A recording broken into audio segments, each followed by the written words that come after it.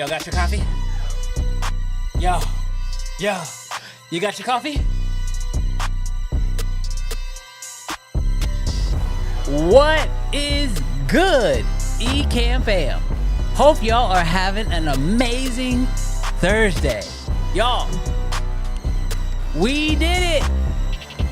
Hey chat, we did it. This is the final episode of Anatomy of a live stream show. Y'all, today is gonna be so much fun. We are gonna be wrapping up this series, and y'all know my goal for this entire series is to hold nothing back. And today, we ain't holding nothing back. I'm gonna be showing y'all literally our entire workflow today, and the dogs hear me. Oh, they're letting the dogs out because they hear I'm about to give away all the secrets. Listen, we giving it all away today. We're giving it all away today. We're going to be walking through the final process, which is all about how we systemize our show. Here's the thing about systemizing your show. Well, look, when you systemize, you ain't got to think that hard. I'll be honest with y'all. This show, when it was developed with a system in mind. And so I'm going to show you guys exactly how I do that for the uncensored show as well. So I cannot wait to take you guys through the entirety of our process, because I do think that it's going to help a lot of you guys out, because when you don't have to think about the day-to-day, episode-to-episode, big picture details, you can really start focusing on those small details that are going to make the big difference with your audience. So shout out to everybody who's rocking with us today. Jarrell Peak in the building.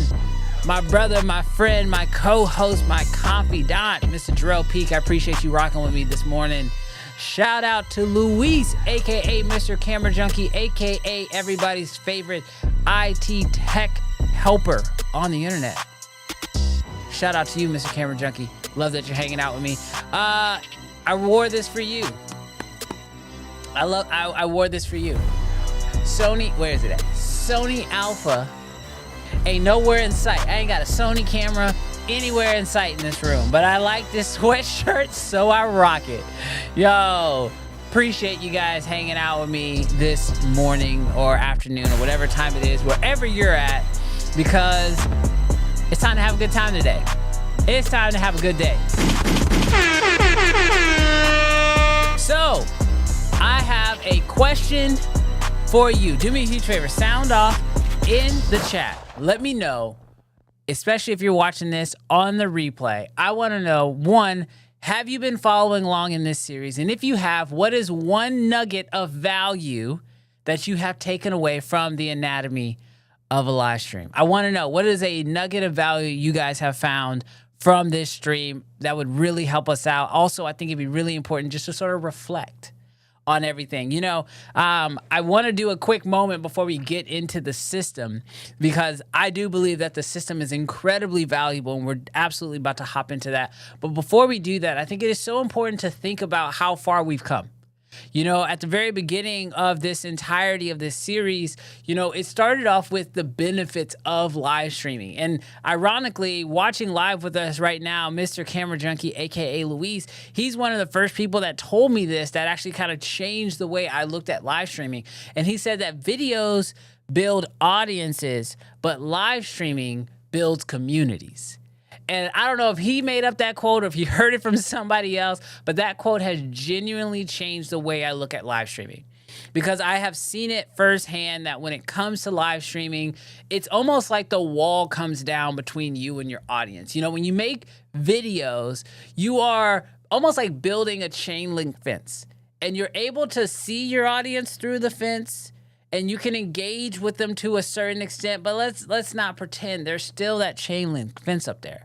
But once you live stream, that fence comes down, and then you guys can actually start working together as a community. And so if you're watching this right now and you're looking for just that little bit of encouragement, that sign, something to tell you that it's time to jump in and get started, it is time to jump in and get started. People out there need you in their life, And the only thing stopping them right now is your fear of going live. So start going live now. Now, after we started talking about the benefits of live streaming, we also started talking about ways that you can actually start maximizing your live stream. And one of the biggest ones we talked about was the need to repurpose. Now, when it comes to repurposing your live stream, that is absolutely crucial. I personally believe that when you are creating content here on the internet, you're creating long form podcasts, YouTube live streams, Twitch live streams, whatever it might be, it would be so important for you to go into it with the mindset of knowing, how can I repurpose this content? Because I've said it before, and this is sort of my current, as of right now, what is today? May 22nd, 2025. My current beliefs when it comes to live streaming, just based off of the way that the different platforms prioritize live streaming and the algorithm, is that live streams are a tough way to grow in and of themselves. But if you want to grow and reach a wider audience and you want to maximize the time, energy, and effort that you are already putting into your live stream, you want to be thinking about repurposing. And the way you actually go about doing that is something that we're going to talk about today when it comes to our system. But it is having a plan before you go live for moments that could potentially be repurposed. Now, here's the thing. Because you're live, you also want to leave enough room to engage with your community.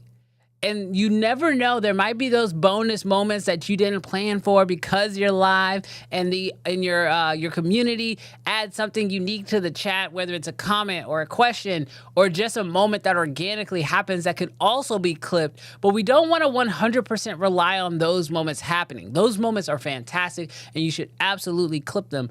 But what we want to do is walk into our live stream with a plan and a purpose.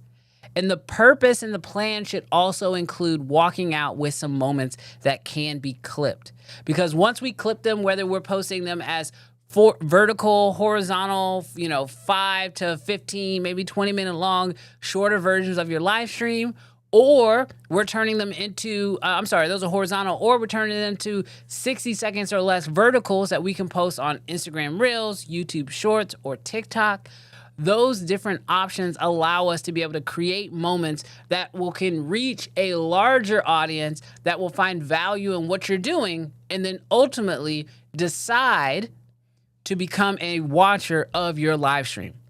Now, here's the thing, just to kind of like put one last little, asterisk or one last little stamp on that, is there are a few podcasts that I would consider myself a fan of. But check this out. I've never actually seen a full episode of those podcasts. I know, it's crazy.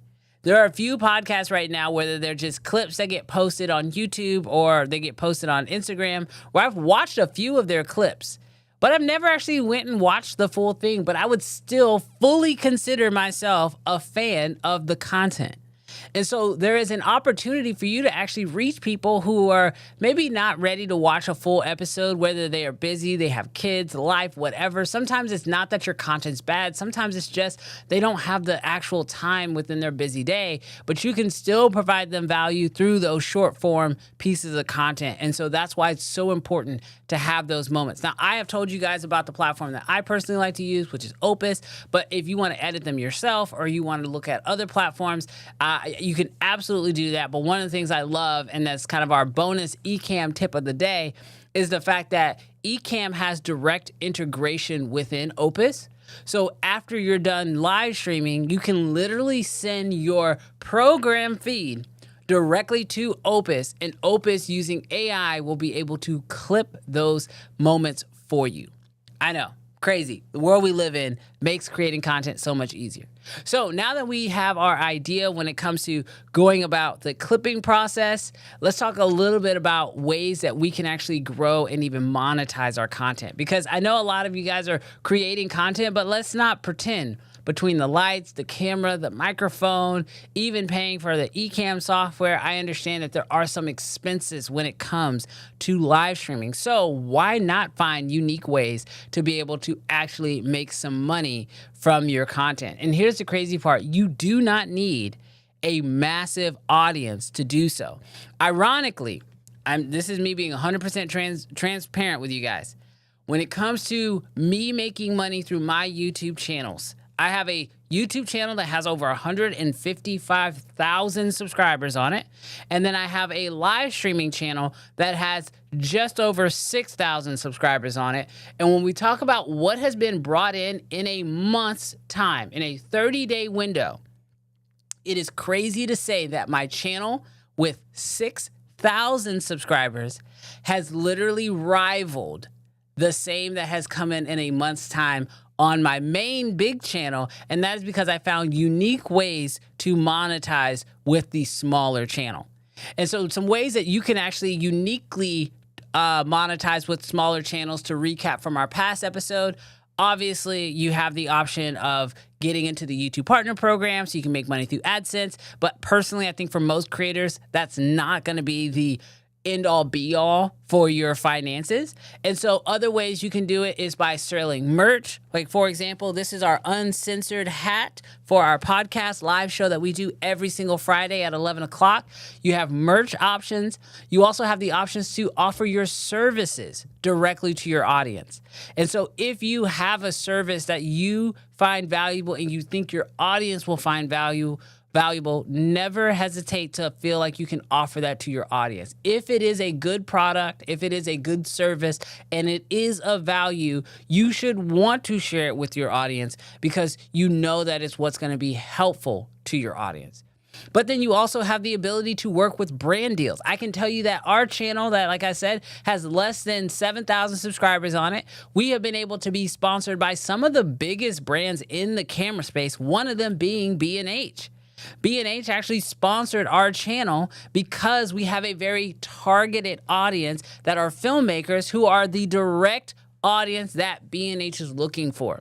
And that sort of goes into our next step that we talked about outside of monetization, which is just knowing exactly who your audience is. When you know who your audience is and you know who you're talking to, it makes it so much easier not only to create content, but it also then makes it easier to monetize said content because you know the audience and you know what they're looking for, you know what problems they have. And then as a content creator, as a business, your job then becomes to help them solve said problems. And if you can help people solve their problems, they are willing to pay you to solve those problems. And that is where you're able to really monetize your audience and you're able to monetize your content. And so that is one of the things that I do strongly recommend. But today, we need to talk about how we can do this on a consistent basis. Look, I understand that going live every single week or a few times a week it's an investment. Is it an investment in your time? And I personally believe that if you build out certain systems, you don't have to spend as much time getting certain elements of your live stream up and running. For example, now that we have been streaming for a year and a half, which is crazy to think about, and we've been able to grow the channel to where it has been, part of the only reasons why we've been able to grow and to be able to accomplish what we've been able to do so far is because the systems themselves has made it possible. There are certain elements within our system that allow me to, in a moment's notice, be able to just knock out something that would normally take maybe 30 minutes to an hour for me. I can knock them out in just a matter of moments. Other benefits is when you have systems in place, it allows you to then be able to bring on additional help when you financially can, and then be able to just hand that system over to someone else, and now that person can work the same system and you can expect a very similar outcome. And so I'm going to walk you guys literally through some of our systems that we use and how we actually go about doing this. Now, the way we started building our systems was we start thinking about the show itself. So to start with our system, before we ever go live, there is processes, right? I think we've all experienced this before, where you want to go live, but then if you're going live on YouTube, you got to think about a few things, right? You got to think about what's your title going to be. You got to think about what's your thumbnail going to be, because on YouTube, you need a thumbnail. You got to think about also, even maybe before the title and thumbnail, you got to think to yourself, what are we doing? What are we going live for? What is the purpose of this live stream. Now, for us, I'm going to take you guys through our Friday show, which is just much easier for me to actually kind of break down. But for our Friday show, one, we know we're going live every single Friday at 11 o'clock Central Standard Time. Why is that important? Well, one of the benefits of kind of having a system is we know right now that for us on average, it takes us about an hour to an hour and a half to get ready for our show. It allows us enough time to do tech run-throughs. It allows us enough time to get titles and thumbnails done. It gives us the time we need to get our show up and running. But what we do to give ourselves a little bit of, breathing room is we typically start preparing our show at 9 a.m. every Friday. So at 9 a.m., Jarrell and I meet up here in the office, and then we start prepping out the show. Now, prepping out the show starts with a process. The process is we get here at 9 a.m. From there, one of the very first things that we do is we start brainstorming what is our show going to be about. For us, we try to break up our show into give or take 4 or 5 news stories that we're going to cover on that week's episode. Now, the reason why this is so important is that one gives the show a little bit of structure. We know what topic is probably the most important, so we try to cover that first. Then we kind of start working our way through the different news stories that have happened or different announcements or different bits of information we want to share. And literally, you guys can kind of see it right here. We have like a little whiteboard where we write this down because literally I sit right here. There's another chair right here to my left. And so we sit here, and so we are able to look at the cameras but also be able to glance down at that whiteboard to be able to see what topics we need to cover throughout the day, which gives our show structure. But once we know what our show is about, now we need to get into some of those extra elements, things like titles, things like thumbnails, descriptions. And so I want to show you guys literally how we actually go about doing that. So when it comes to coming up with our titles, you guys can see here, I'm bringing you guys into our AI tool of choice. We literally use ChatGPT.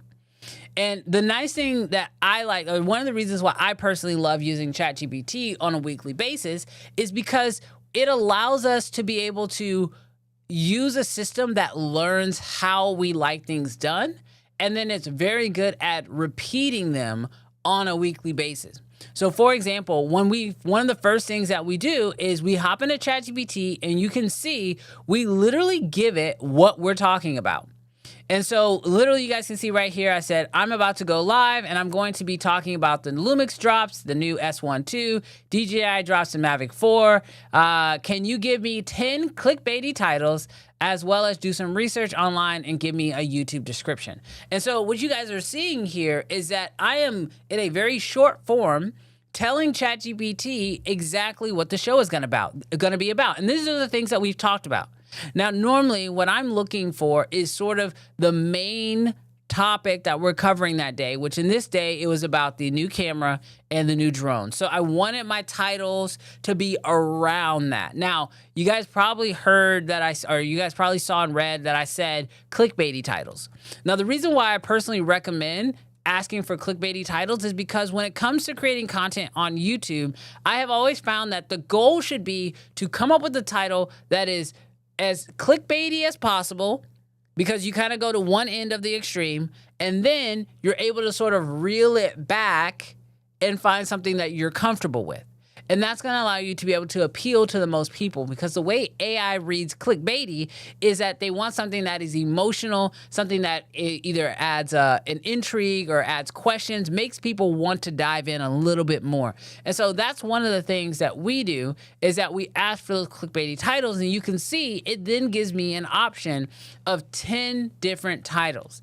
And so now, before we go live, instead of me trying to figure out, okay, what is this going to be about? How do I want to package it? I'm able to sort of start my brainstorming process with 10 titles directly from ChatGPT. ChatGPT then also can now, because I'm on the paid version, can now also do research online, which is what I tell it to do. So that way I can make sure that I am getting the most accurate information as well. And so you can see right here that it then goes in and creates this description. Now, here's one of the reasons why I like using ChatGPT, and personally why I recommend that you guys invest in using this as well, is because all I had to do was give it the structure of my description one time. From there, it has been able to redo this same description with new live streams every single time, which means small details that you could, sometimes miss will be added in. For example, yes, it has most of our information, which is great for SEO, but you can also see right here, it has added in like our ability to have people sign up for our education platform, which is the Creative Fam Academy, and join Creative Fam Connect. And so these are things that we do typically reference, every few episodes or so. Every few episodes or so. And so it's nice to actually see right here that this is going to be a part of our description every single time. And so it is absolutely worth your time, your energy, your effort to use an AI tool and train it how you want your descriptions to be. Are there certain things you want it to always link to? Do you have certain affiliate links that you want in your description? Instead of you having to go look for it every time or even copy and paste it from video to video, you can still have it craft a very unique description for you, and then you can have it then update that from show to show. And if you're able to do that, I personally think you're going to find so much more success and you're going to save so much time. So literally, instead of me having to spend, 20 minutes, 15 minutes trying to type this entire thing up, I can spend that time really thinking about the flow of the show, how we want to engage our audience, and coming up with other creative ways to be able to, engage the audience. And I can allow ChatGPT to handle this portion of what we're doing. And I find that makes everything that we're doing so much easier. And the best part about this is I did this personally for our show for, I don't know, probably the first year. And then recently, in the last half a year or so, Jarrell, my co-host, has actually started taking over and doing some of these things for me. And because it is a system that is already in place, it was very easy for me to show him exactly how I do it. And we can get similar results, and we don't have to worry about it looking different, feeling different, or sounding different from show to show to show, because literally he is actually acting the exact same system that I have already done. And one of the last little things I love about this with ChatGPT, I don't know if you guys knew this or not, but you can right-click on any thread, and you can go in and you can actually share the chat. So if you want to have somebody else be able to work within the system that you've already done, you can share the chat with them. And from that moment, from the last time you had a conversation within ChatGPT, they will be able to take that and then pick up and go forward. Now, an update I would love to see is the ability to have collaborative chats with ChatGPT. That would be really awesome. Maybe we'll see that in an upgrade. But as of right now, you can at least share from where you are, and that will allow you to be able to bring other people onto your team to then be able to assist you with the system. And so this is one of the systems that we do, and it makes it super, super easy for us when it comes to, creating content, creating these elements, whether that's titles, whether that's descriptions. And so this is one of the systems that we put in place. Now, when it comes to creating systems for your business or for your YouTube channel or your live stream or whatever it is that you're doing, one question I always get is okay, Brandon, well, what system should I do first? Like how do I know when I should hire somebody? When do I know when I should build a system? What is the sort of the catalyst? I'll tell you guys what my catalyst is. My catalyst is, what do I hate doing the most? Let's just keep it 100 right now, all right? When it comes to when I'm going to build my system, when I'm going to make adjustments, when those things are going to happen, for me, it starts with, what do I hate doing? And I'm going to tell y'all one of the systems I hate doing. I hate making thumbnails, y'all. I hate making thumbnails. It is so challenging for me, especially in the world of live streams, because, the hardest thing about a live stream is you don't know what's going to happen yet. Right? And so for us, what we have done is, like I said, because we go live and we have an idea of what we're going to talk about, and we know when I said we're going to cover a few news stories, whatever is the most important thing that we plan to talk about, what we think the audience is going to find the most value in, or the most breaking news story, what has the most hype around it, whatever it might be, we work that into the live stream. But we needed a way to be able to make live streams where it didn't matter if Jarrell was making the thumbnail or if I was making the thumbnail, or now we've actually hired somebody else out to help us out with the thumbnails. It made it super easy, and we could get a consistent look, because the truth is that you do not only do you want to have like consistency in your posting, but you also want to have consistency in your branding, because a lot of people actually choose to watch your videos not necessarily because of what the video is about. I mean, yes, that is a huge part of it. Having a solid thumbnail is an absolute must. But one of the most important elements of a thumbnail is recognizability, because a lot of people win the click not because of what the thumbnail says or what the video is about, but they win the click because somebody already watched your content and they really enjoyed it and they want to watch more. And so making your content recognizable is incredibly important, but you don't have to make it stale, and you don't have to make it the exact same every single time. So I'm going to literally walk you guys through how we actually make our thumbnails and how we've done it in a way that is super easy, in a way that you could actually implement into your live streams, into your clips, into your videos, everything that you're doing. I'm going to walk you guys literally how I do this. Now, I'm going to show you guys this in Photoshop, but when I tell you guys when I structured the process of doing this, I wanted to keep it simple. My goal was, could I do this in a manner where this could literally be done in Canva, where this could be done in a free editor on my iPad or on my iPhone? Can I make a thumbnail on my phone from the assets that I'm going to be making this thumbnail in? So what I'm going to show you, although I'm showing it to you inside of Photoshop, just know that everything I'm showing you right now, you could 100% do directly onto a phone or an iPad, and I built it that way on purpose, and you'll see exactly what I'm talking about here in just a second. So if we turn directly to my screen, you'll see that you're actually looking at one of our thumbnails from one of our clips. Now, this is something that I do strongly recommend. I also not only believe that you should be creating thumbnails for your live streams, but you should absolutely be thinking about how you make thumbnails for your clips. And so you should have a structure for those. And so in a moment, I'll show you on my YouTube channel how we have a design that looks one way for our actual live streams, and then there is recognizable assets to that then go into our clips, which is what you're looking at right here.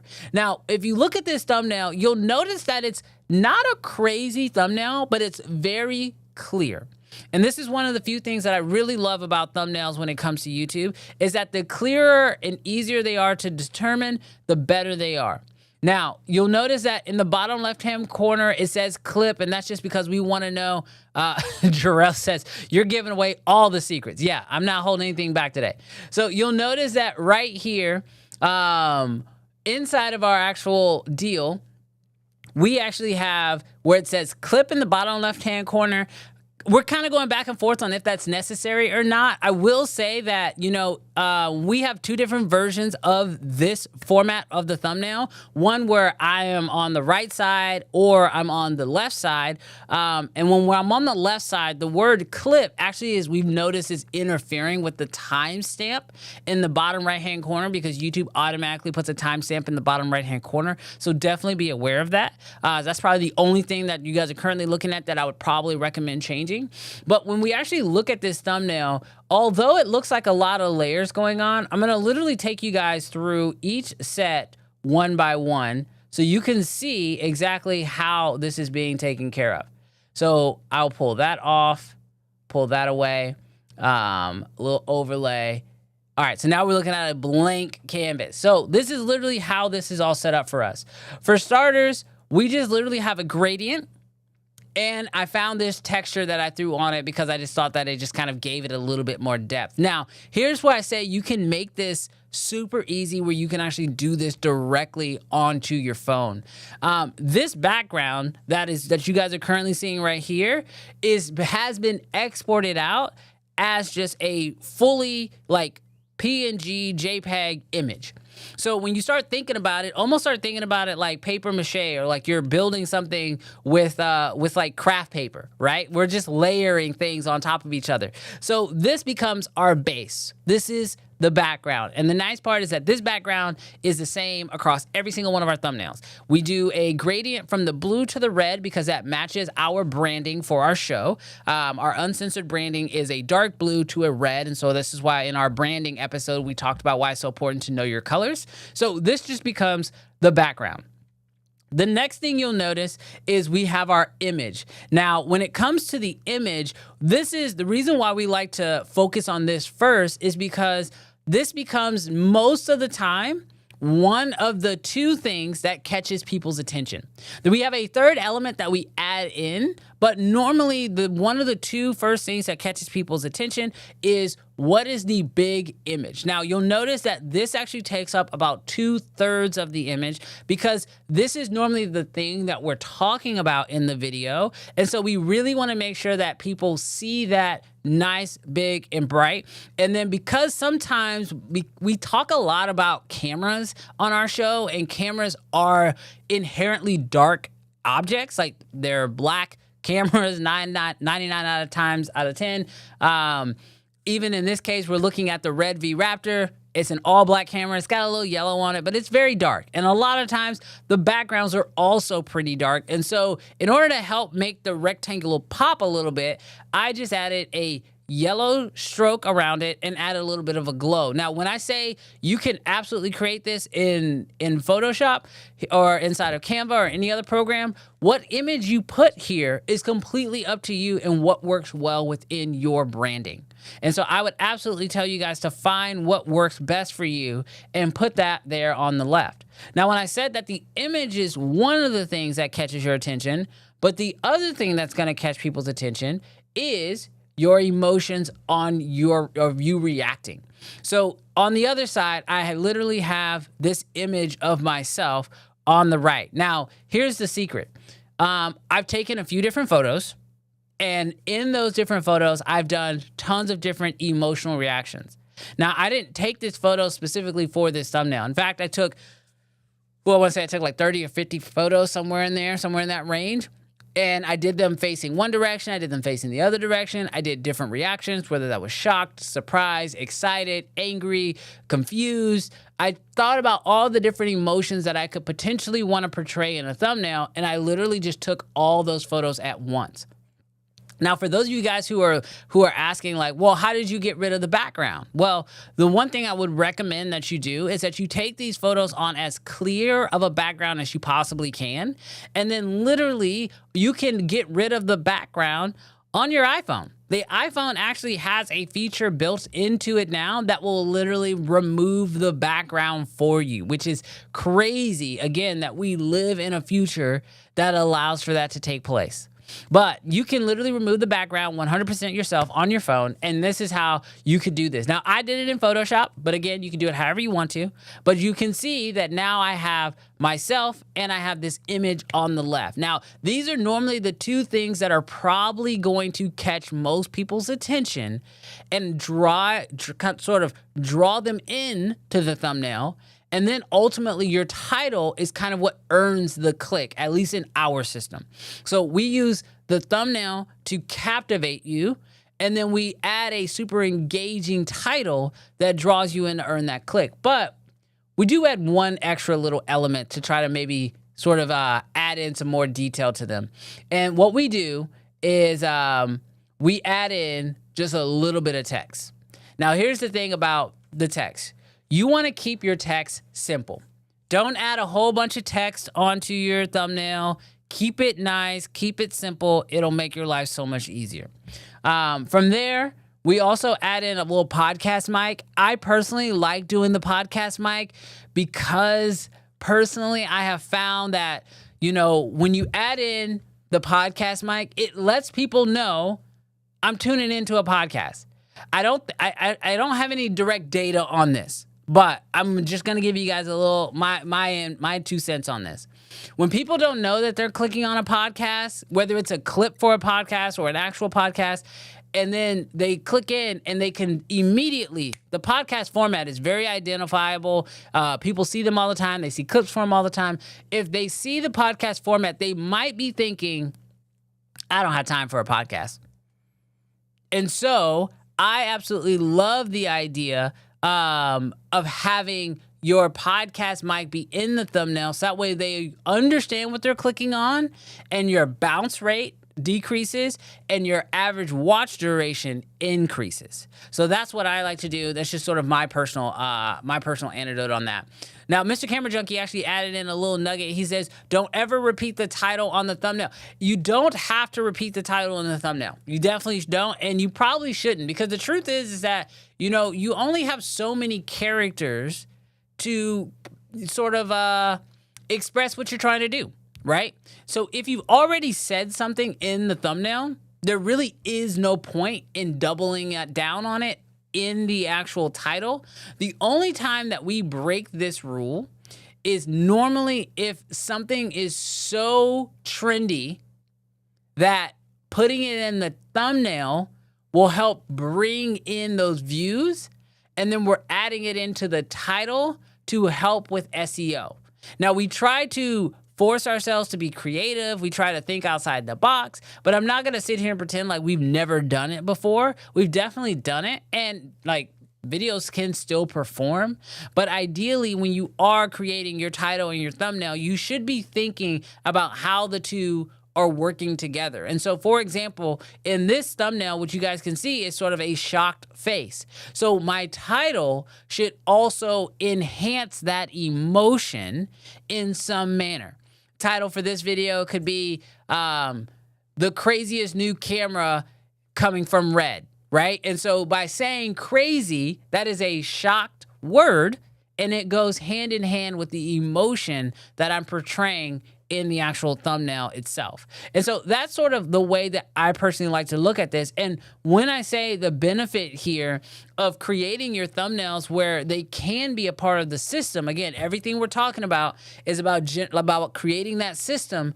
This then becomes a file, whether it is the background image, different photos of myself that have no background attached to them, the PNG of the microphone, and then knowing that you're just literally going to be changing out what image is inside the square and the text on the screen. When you do that, it allows you at that point to then be able to tell another editor, another creator who's coming onto your team how to create these thumbnails. And so for this situation, it wouldn't matter if my editor could only edit in Photoshop. They could be editing in Canva. They could be editing in Affinity Photo. Because these assets can all be created and easily changed in any platform, now you have a system that can work with you. And it also simplifies the creative process for yourself when it comes to thinking of ideas for your thumbnail. Now I only have to really make two decisions. What emotion do I want to portray, and what image needs to be on my left or on my right? And that's pretty much all there is to it. And then I'm able to focus my time on coming up with an engaging title. And I'm able, well, we've already talked about how we use ChatGPT for that. And we're also then able to really focus on how do we create a better experience live. Because ultimately, even though I'm showing you guys like how we create our titles, how we create our thumbnails, how we do all those things, at the end of the day, if the content isn't great, it doesn't matter. And so we are able to then spend most of our time thinking about how do we engage our audience in real time while we're live.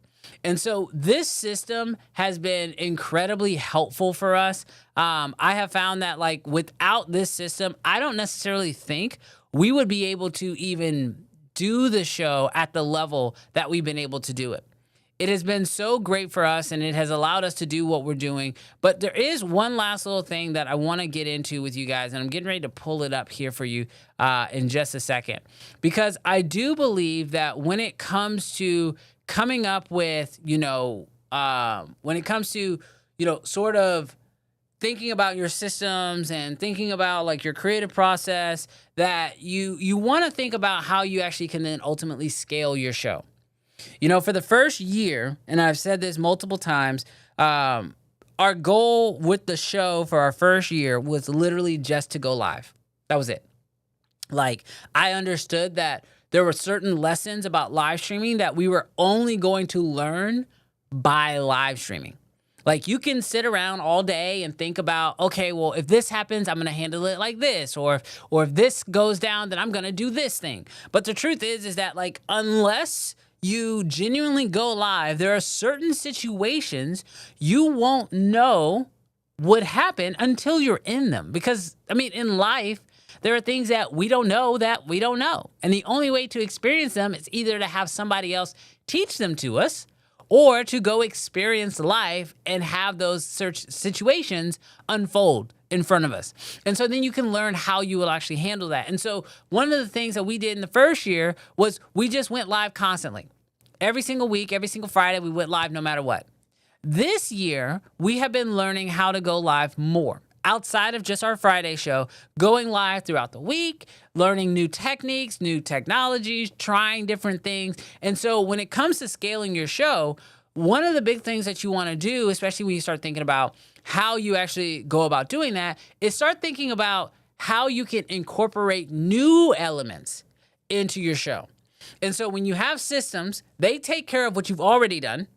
And then as you move forward, you want to think about how you implement new things. For example, we've started doing IRL streams, which are so much fun. Those are streams where you literally take people out on an experience. And these are things that we have found not only does our audience really enjoy, it's a completely different concept to our Friday show, but it also gives them that experience of doing something live with us. I've also recently been doing just different shows around the office, trying different camera angles, trying different setups. As you guys can even see, literally doing this show with Ecamm has brought out a different exposure for how I do live streams. As I mentioned before, I used to just do them in the original setup where the cameras are sort of like behind me now, but now I'm getting a more at this desk view. This gives my audience, my community, it gives, not my community, the community, a different way to actually engage with us. We'll try things like gaming streams. Never be afraid to try new things. But when you find something that really works, then turn it into a system if you absolutely can, because then it's going to make it easier to replicate that thing the very next time. Another thing that I would probably recommend that you're doing is, and this one's sort of, it's going to sound a little cringy, but I'm just going to be honest with you. This is what I'll do. I will do private streams in my office.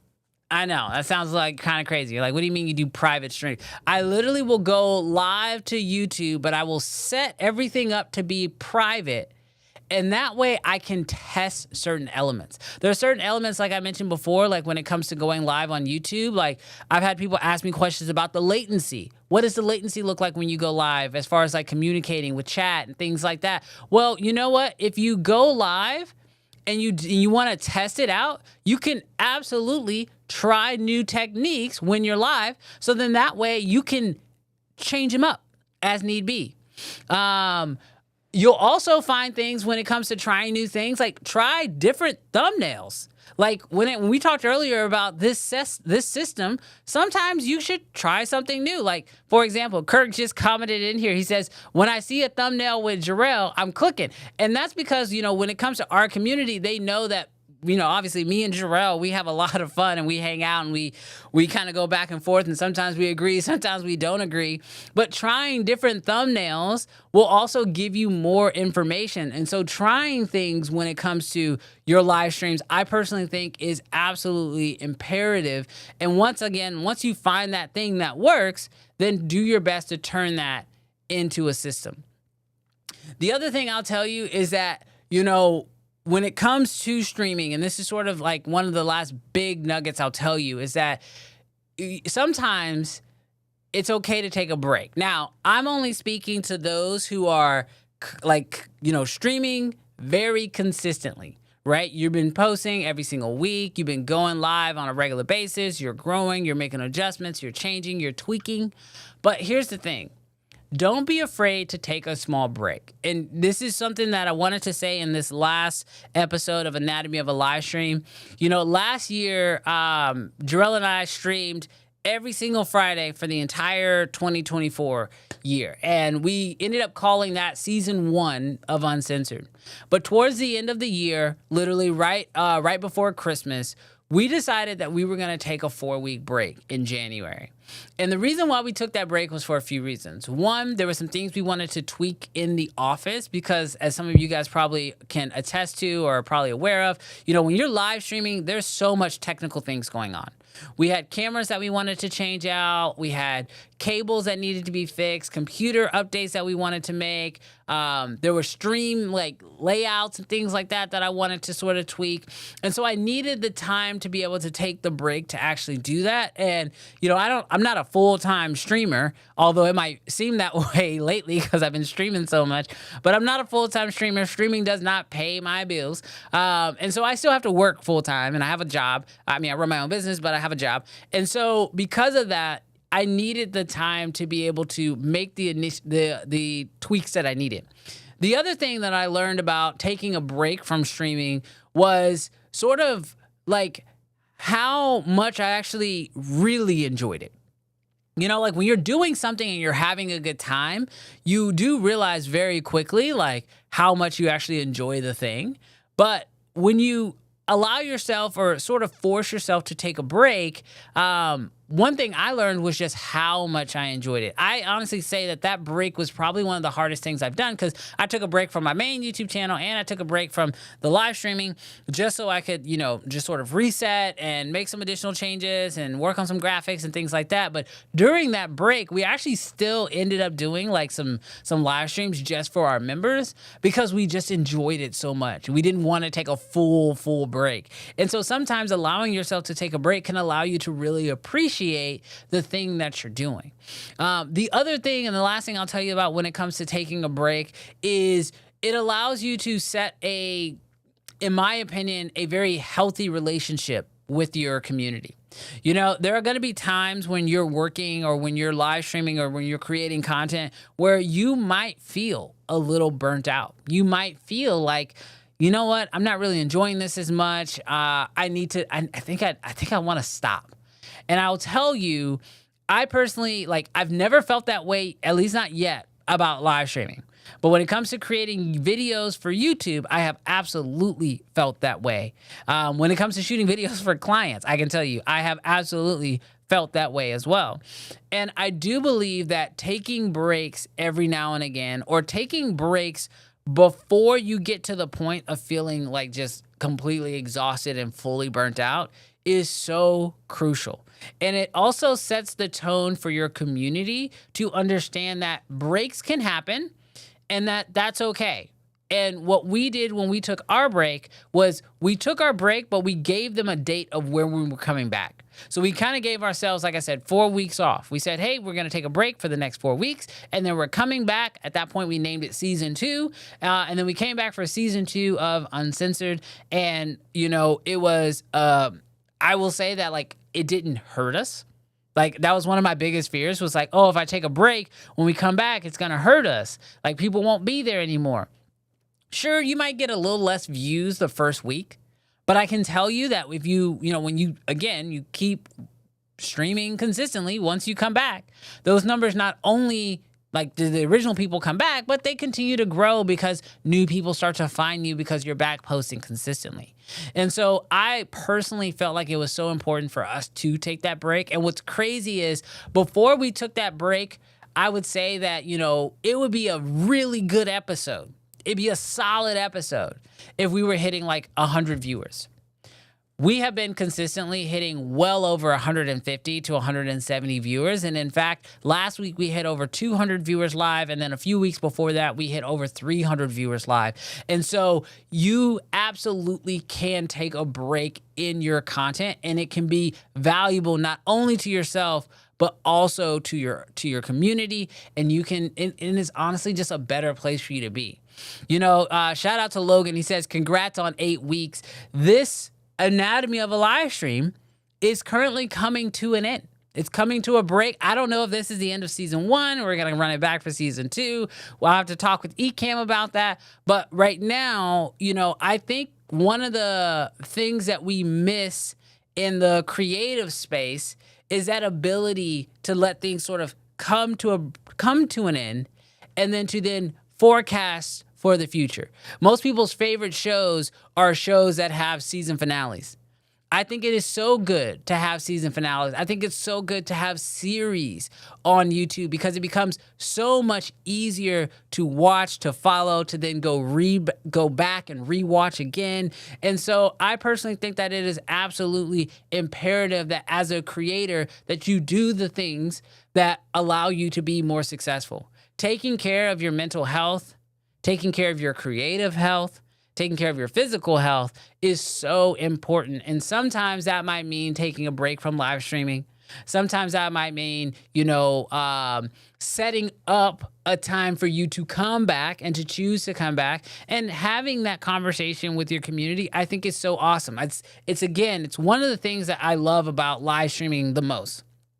I don't think this happens in the world of video because videos, you never really know when people are consuming them and how you're engaging with them. Like you could post a video 2 years from now, somebody watches it today, and for them, that video was a today video. But for you, that was 2 years ago. You've way moved past that. You're not even the same person you were when you made that video. But when it comes to live streaming, one of the things I love, and it's something that I'm seeing right now, I see Logan in the chat. I see Blind7 in the chat. I see Kirk in the chat. I see Mr. Camera Junkie in the chat. I see Roddy in the chat. I see Preston in the chat. I see Jarrell in the chat. These are all people. Carolyn, I see you too in the chat. These are all people who have been a part of who've been a part of the community. I'm not going to say because it's not mine. It's a part of our community. And so being able to talk to people like they are real people is one of the things that I love about live streaming. And for you, if that means that it is time for you to take a small break, take that small break. Take care of yourself and ultimately know that, throughout this entirety of the anatomy of a live stream, I have talked about a lot of stuff. I have talked to you guys about thumbnails. I've talked to you guys about repurposing. I've talked to you about show structure. I've talked to you about different tools and assets that I have used to help grow our stream. The nugget that I want you guys to ultimately walk away with is just know that if you are currently seeking ways to improve your streams, you're already doing what you need to do. You're already moving in the right direction. You are trying to grow. You are trying to get better. And so the way that I recommend you do that is every time you go live, try to improve one thing. That's it. Just when you go live, think, what is one thing I can improve from my live stream that I didn't do last time? And if you do that, not only will you continuously grow, but one thing that I love is that your live streams will never plateau. Whether it's fixing your lighting, adjusting your audio, adding sound effects, adding in graphics. Every episode, try to just enhance your stream by one additional element. And if you're able to do that, you will continuously see that your stream will get better over time. You'll continue to grow. Will you have some setbacks here and there? Absolutely. It's part of the course. It's part of what happens. But if you are able to just lock in every single episode and try to make one little thing better, maybe it's as simple as, I want to fix my background. I'm going to change my microphone. Sometimes it's not even things you got to spend money on. Sometimes it's like, I'm just going to add in a graphic inside of Ecamm. Or I'm going to try to multi-stream. I'm going to try to stream to YouTube and to Twitch at the same time using that feature inside of Ecamm.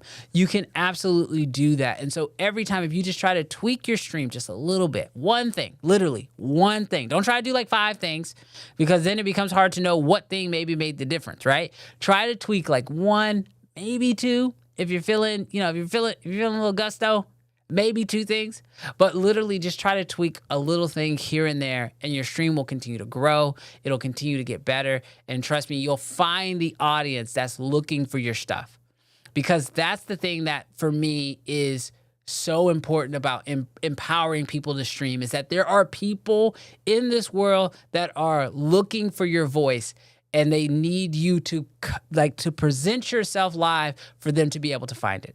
So I hope this series has been helpful for you guys. I hope you guys have found value in it. Personally, it has been my honor to take you guys through this. I have absolutely enjoyed every single week. It has been an absolute pleasure to work with Ecamm on this show. I hope to be able to be back on the Ecamm platform again in the future. I cannot wait to hang out with you guys again. If you haven't already, definitely go check out our YouTube channel. We'll have that linked in the description, but it is Creative Fam Live. I would love for you guys to come over, join, hang out with us on Fridays. I do bonus streams throughout the week, and so I'd love to see you guys in there. So if there's any way that I can also help you with anything, you can also reach out to me over on Instagram at BWashMedia. I would love to be able to hang out with you guys, get connected, be on this show. But it has been a pleasure hanging out with you guys. Shout out to everybody who's currently in the chat. What's up, Hank? I appreciate you too, brother. Blind7 says, I'm not real. I'm a ghost. I don't do ghosts.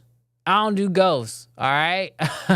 And then Mr. Camera Junkie said, test out a new segment to the stream. You never know what will stick. That is so true. Always be trying something new. It'll definitely make you better.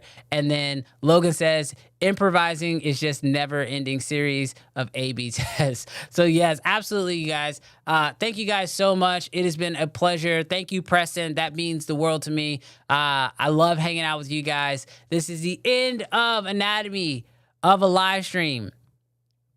Maybe season 1? We'll see what happens next. But thank you guys so much for rocking with me. It has always been a pleasure. Thank you guys. And hopefully I'll see you guys over on my platforms and maybe again here on the Ecamm platform again real soon. See you guys.